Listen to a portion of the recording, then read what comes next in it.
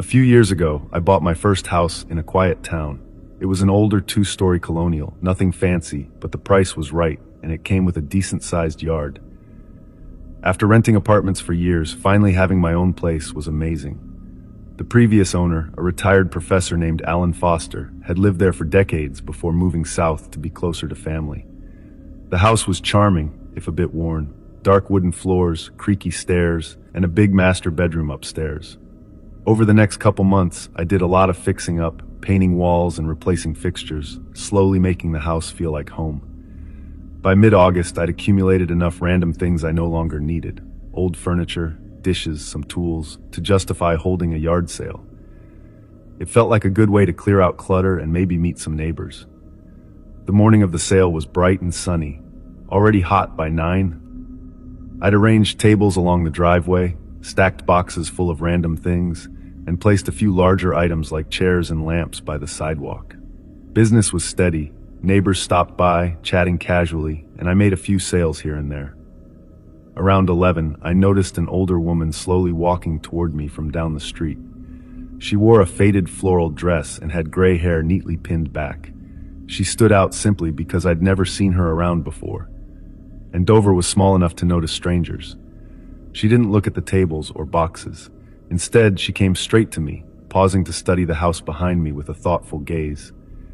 "You live here now?" she asked, her voice soft and raspy. "Yeah," I replied, feeling oddly unsettled by her stare.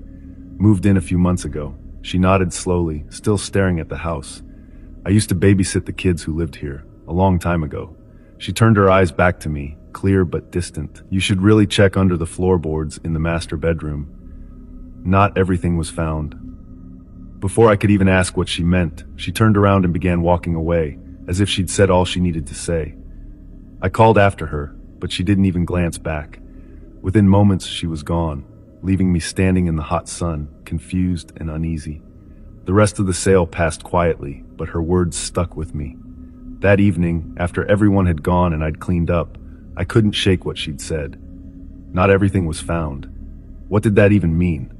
Curiosity eventually got the better of me.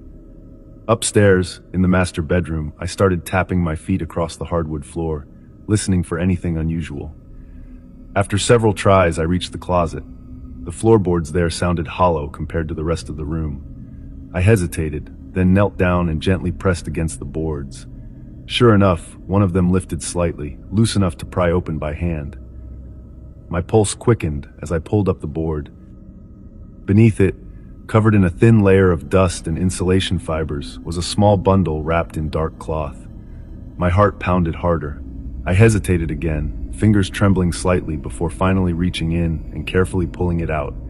It was heavier than I expected. The cloth felt brittle and old. Nervously, I unfolded a corner, only to see what looked unmistakably like small bones tucked inside. They weren't large, but clearly not something you'd find by accident. Someone had intentionally hidden these. I quickly put the bundle down, my heart racing now. Who hides bones beneath floorboards? My mind raced through possibilities, each darker than the last. Without hesitating further, I grabbed my phone and called the Dover police. They arrived within half an hour. 2 officers carefully took photographs, bagged the bundle, and searched further beneath the boards, finding nothing else. They asked questions, when I moved in, if I'd ever met the previous owner personally, but I had few answers. Days passed before the police finally called with an update. They assured me the bones weren't human. Tests confirmed they belonged to an animal, likely a small dog or cat. The bones were old, at least 30 years, maybe longer. Strange, yes, but apparently not criminal. There wasn't much else they could do. I thanked them and tried to forget about it, but I couldn't. I called the previous owner, Alan Foster, just to ask if he knew anything. He seemed genuinely confused, saying he had no idea about bones or the floorboards, and sounded unsettled himself. He ended our call quickly. It left me even more disturbed. I checked town records, looking for clues. The house had changed hands several times over the years, owners moving in and out frequently until Foster had settled there. But nothing suspicious, nothing unusual beyond normal sales and moves. I kept waiting for the old woman to return, hoping she'd explain, but she never did. None of my neighbors recognized her description. She was a complete mystery, just another loose end. Nearly a year later, those bones still bother me. Why hide animal bones beneath floorboards? Why did the woman know about them, and why did she bother telling me? But more troubling than any of those questions were her words, the ones I couldn't shake, no matter how hard I tried. Not everything was found. If those bones weren't what she meant, then what else could be hidden here beneath my feet, in the shadows of this old house? Before we dive into the next story, if you're visiting our channel for the first time, don't forget to hit the subscribe button and turn on the bell icon to stay updated with our upcoming scary stories. Your support means the world to us, so please share these stories with your friends and family. Thanks.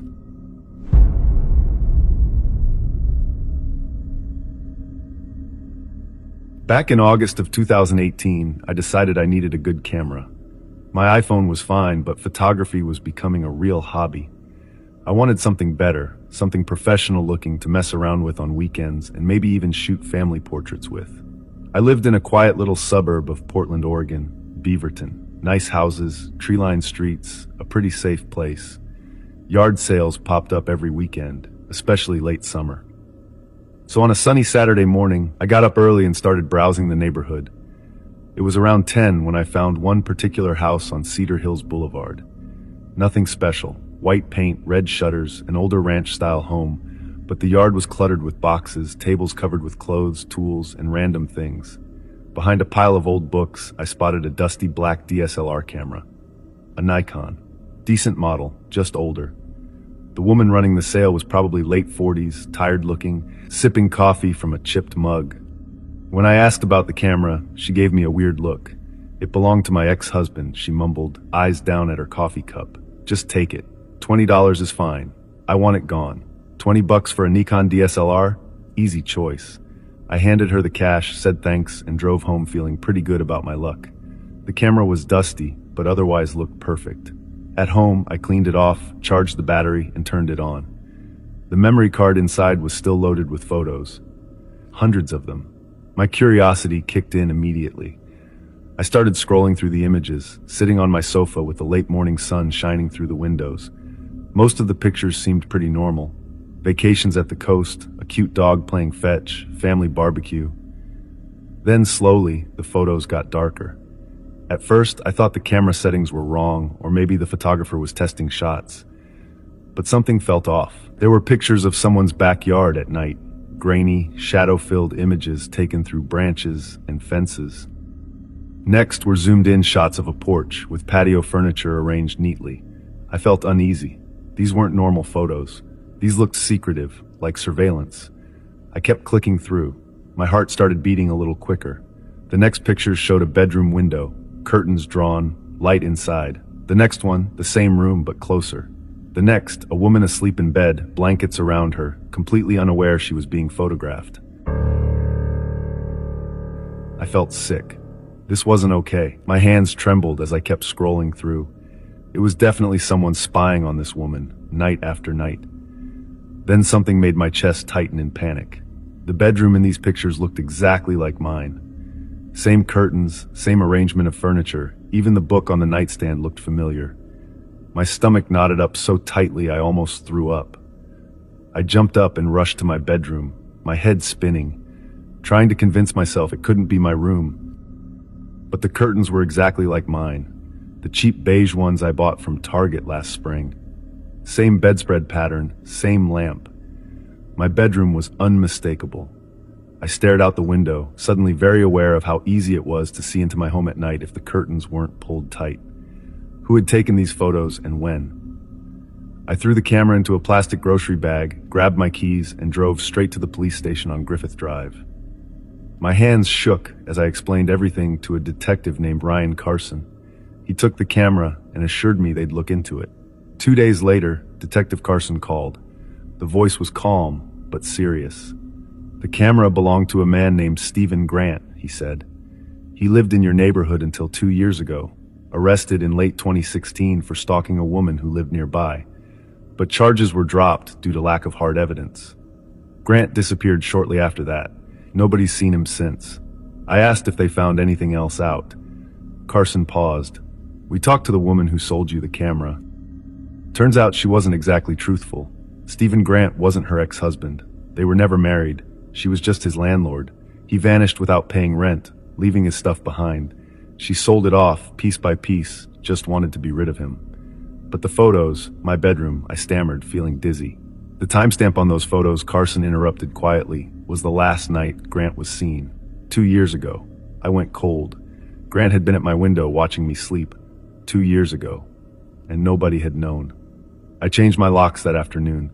I bought thicker curtains, got a security camera, and tried not to think about it. But every time night fell and I closed those curtains tight, I wondered. Stephen Grant vanished, but he's still out there somewhere. Maybe far away, maybe just down the street, maybe even standing quietly in the shadows again, camera in hand. After all, I never heard of him being found.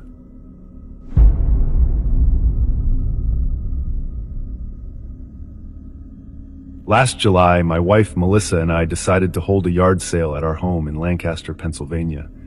Melissa's grandfather had recently passed away, leaving us with an attic full of antiques and old furniture. The plan was simple: sell what we could, donate the rest, and reclaim our living space. The morning of the sale began quietly. Neighbors drifted in and out, browsing tables filled with vintage lamps, old records, and dusty picture frames. A few antique collectors stopped by, politely asking questions and negotiating prices. Everything was ordinary, at least until about noon. An older man, probably in his mid-60s, approached our tables silently. He wore a worn denim jacket, had thinning gray hair, and carried himself stiffly. Unlike most customers who casually chatted, this man said nothing. His eyes quickly scanned our offerings, landing sharply on a pair of antique binoculars. They had belonged to Melissa's grandfather, probably from the 1940s, leather-bound and remarkably well-preserved. Without a word, he picked them up, turned them over carefully, inspecting every detail. His hands trembled slightly. I tried engaging him, offering a bit of history, but he remained silent. Instead, he reached into his pocket, pulled out cash, handed me the exact asking price, and walked away briskly. We watched him leave, slightly unsettled, but shrugged it off as eccentric behavior. Yard sales attract all kinds, after all. We forgot about him until the following weekend. It was a Sunday evening, around twilight. Melissa was washing dishes while I prepared dinner. Glancing out the kitchen window, I noticed movement in our backyard near the fence line. At first, I assumed it was an animal, but when I focused, I saw clearly. It was a man standing quietly among the shadows of our garden, looking directly at our house through binoculars. My heart jumped. It took only seconds to realize it was the same man who had bought Melissa's grandfather's binoculars. Without thinking, I rushed to the backyard, shouting loudly. Melissa closed behind me. But as soon as the man heard us, he bolted toward the back fence, swiftly disappearing into the dusk. We stood silently, hearts pounding, staring into the empty darkness. We debated calling the police, but ultimately convinced ourselves it was just a bizarre incident. Perhaps he lived nearby and was simply strange or confused. Days passed quietly again, but the uneasiness remained. A quiet anxiety we never fully discussed. It lingered in our routines, subtly altering the sense of safety we'd always taken for granted. The following Thursday, I was working a late shift at the office. My phone had been set to silent mode, buried under paperwork on my desk. Around 10:30, preparing to head home, I glanced at my phone and froze in disbelief. There were 20 missed calls, all from Melissa. I immediately dialed her back. The phone rang repeatedly, but she didn't answer. Panic rising, I grabbed my keys and sped home, pushing speed limits and ignoring stop signs. As I pulled onto our street, my heart sank further. 2 police cars were parked in our driveway, lights flashing silently in the night. The front window was shattered, glass scattered across the porch and front lawn. My mind raced, imagining the worst. But relief flooded through me when I saw Melissa standing inside, visibly shaking, speaking quietly with 2 officers. She told me what had happened, voice quivering. Around 9:30, she'd felt uneasy, as if someone was watching her. Peering outside, she saw him again. The same older man standing quietly at the back fence, binoculars aimed toward the house. Terrified, she ran to lock the doors, but within moments, she heard glass breaking. She rushed to the kitchen, grabbing a knife from the counter and dialing the police as she barricaded herself inside. By the time officers arrived, the man was gone. They searched the area but found nothing. Melissa described the man clearly, but without more evidence, the police had little to pursue. The next morning, we installed a security system, reinforced our windows, and promised ourselves we'd be more vigilant. Yet despite all precautions, our sense of security was irreparably damaged. Exactly 1 week later, returning from work, Melissa called me frantically. She'd discovered a ladder leaning against the side of our house, placed carefully beneath the second-story bedroom window. Nothing appeared disturbed inside, but the implication was clear. Someone had attempted to gain entry again. We didn't wait around to see if he'd return. Within a month, we'd moved across town into a smaller, newer place with better security. Our old home sold quickly, and we did our best to leave behind what had happened, hoping distance might ease our lingering fear. It didn't. Months later, while unpacking boxes, Melissa came across an old photograph of her grandfather holding those very binoculars. She turned it over in her hands, lost in thought, and asked softly, almost to herself, "Why those binoculars?" Only then did a chilling thought cross my mind clearly for the first time. What if the man hadn't been interested in the binoculars themselves, but rather the view they provided? Maybe he'd bought them specifically because they'd belonged to her grandfather, knowing exactly who we were. Perhaps he'd been watching us far longer than we realized, hidden quietly in the background, waiting patiently for an opportunity we could never fully understand. The worst part is, we'll probably never know the truth.